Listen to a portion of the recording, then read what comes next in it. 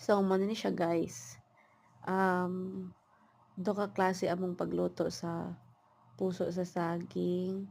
Amoa siyang ipati and amoa pud siyang um, ginisa.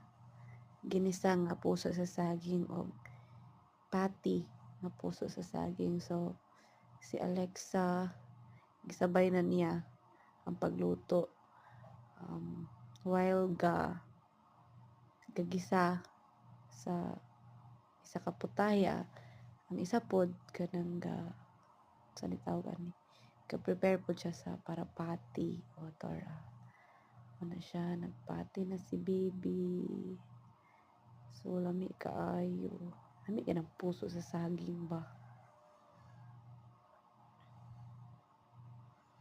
Ano siya, patty.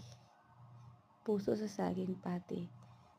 Kani nga klase sa kanang utan mo ginamo ang sayon ra kay nga makuha diri sa mo ang lugar kay libre ra siya naalang kay sagingan libre na imo ang panud-an magpati ka magluto ka og pwede mo siya gat-an pero ang amo lang gi-prefer karon kay maggisa ang gisahon ug ang isa pod ipati lami na kaayo daog nang panihapon sa mga taga-bukid.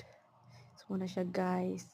Kung nakatilaw na mo ana or kung wala pa, tilaw na. It's all a me. Bye.